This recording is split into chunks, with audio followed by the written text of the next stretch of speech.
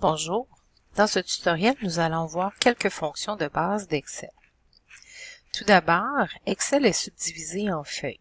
Présentement, l'information qui est affichée est contenue sur la feuille 1, vient ensuite la feuille 2 qui est vide et la feuille 3 aussi. Nous pouvons alors les supprimer. Alors avec le bouton droit de la souris, je clique sur le nom de la feuille et dans le menu, je viens chercher Supprimer. J'effectue la même opération pour la feuille 2. En ce qui concerne la feuille 1, on peut la renommer. Donc, je peux double-cliquer sur feuille 1 et par exemple la nommer Liste. Ensuite, nous allons ajouter un titre au-dessus du tableau. Pour ce faire, il nous faut insérer une ligne au-dessus des informations qui sont déjà affichées. Alors, avec le bouton droit de la souris, je viens cliquer sur le numéro 1, donc le numéro de la ligne, et je vais cliquer sur Insérer dans le menu qui est apparu. En sélectionnant une seule ligne, Excel a ajouté une seule ligne. Si je veux en ajouter deux, j'ai simplement besoin de sélectionner deux lignes et avec le bouton droit de la souris, je fais apparaître le menu et ensuite, je clique sur Insérer. J'ai maintenant 3 lignes au-dessus de mon tableau. C'est une de trop, donc je vais en supprimer une. Bouton droit de la souris sur une des lignes qui a été ajoutée et je viens chercher cette fois-ci Supprimer. Alors, écrivons maintenant le titre de notre tableau. Lorsque le titre est complet, on valide l'information en appuyant sur Entrée sur notre clavier. Par contre, le titre déborde, excède les 6 colonnes du tableau, donc il faut indiquer à Excel que l'on veut que ce titre-là ne dépasse pas, ne se rende pas à la 7e colonne. Pour ce faire, on sélectionne les cellules de A1 à F1 qui contiendront le titre. Ensuite, dans le ruban Accueil, on vient cliquer sur l'icône Fusionner et centrer. Et juste au-dessus, on va chercher Renvoyer à la ligne automatiquement. Pour voir notre titre en entier et aussi voir les conséquences des deux actions qu'on vient de faire, on va augmenter la hauteur de la colonne.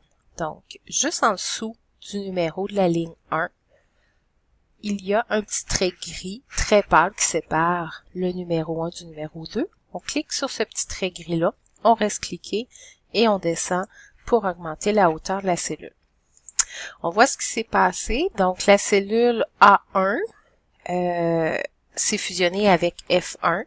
Donc, ça, c'est l'action de fusionner et centrer. Donc, ces 6 cellules-là n'en font plus qu'une seule. Et renvoyer à la ligne automatiquement.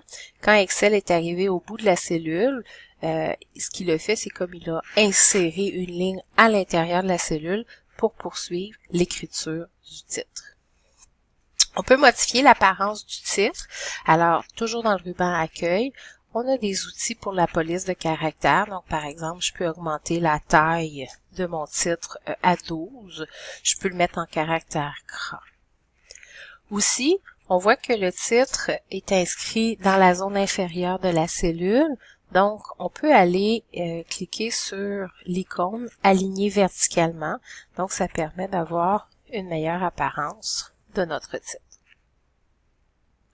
Poursuivons maintenant en ajoutant une colonne à gauche de nos informations pour insérer le numéro du répondant. Donc, pour ajouter une colonne, bouton droit de la souris sur le nom de la colonne. Dans le menu qui apparaît, je viens chercher l'option Insérer. J'ai maintenant ma colonne pour inscrire le numéro des répondants. Donc, j'écris mon en-tête, numéro répondant. Ensuite, je n'écrirai pas tous les numéros à la main. Je vais seulement écrire les 2 premiers et je vais demander à Excel de générer les numéros suivants. Comment je fais? Je commence par sélectionner ces 2 numéros-là, 1 et 2, pour indiquer à Excel le pas que je veux qu'il respecte. Et ensuite, je vais saisir la poignée d'incrémentation qui est le petit carré vert en bas à droite de ma sélection. Je clique dessus, je reste cliqué et je descends. Au fur et à mesure qu'on descend, on voit les petits chiffres 7, 8, 9, 10 apparaître. Donc, ça, ce sont les nombres qui vont correspondre au numéro des répondants. En ajoutant cette colonne-là, mon titre a été décentré. Donc, le titre devrait être centré autour des colonnes A à G maintenant, mais il y a la colonne A ici, au-dessus de laquelle le titre n'apparaît pas. Donc, je vais refusionner et recentrer. Alors, je sélectionne les deux cellules, A1 et B1, et ensuite, je défusionne, je refusionne. Il ne reste plus qu'à mettre en forme notre tableau pour terminer ce tutoriel. Donc, on va commencer par mettre une bordure autour des informations. Alors, on sélectionne les informations du numéro du répondant jusqu'au dernier poids en livre. Et ensuite, dans le ruban Accueil, on vient chercher ici l'outil des bordures. Quand je clique sur la petite flèche, apparaît tous les choix possibles. On va venir sélectionner toutes les bordures.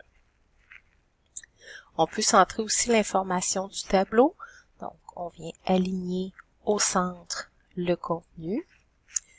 Et dernière chose qu'il nous reste à faire, c'est, vous voyez le numéro du répondant qui déborde. Il est trop, l'information est trop longue pour la taille de la cellule. Donc, ce qu'on vient faire, c'est qu'on vient cliquer sur renvoyer à la ligne automatiquement. Voilà. Et là, encore une fois, si je veux voir l'information, je vais augmenter la taille de ma cellule.